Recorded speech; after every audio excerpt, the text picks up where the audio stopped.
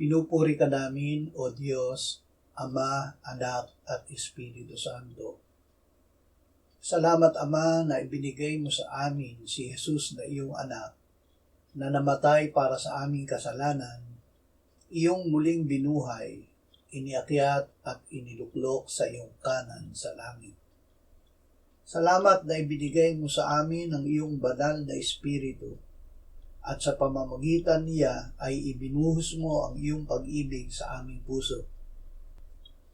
Ama, pinili mo kami na maging gaya ng mabuting lupa na hinasikan mo ng iyong salita. Tinatanggap namin ang bigay mong kalooban at kakayahan na panatilihin ang iyong salita sa aming puso upang ito ay lumaki, lumago at mamunga ng marami sa pamamagitan ng pananampalataya na ikaw rin ang nagbibigay sa amin. Amen.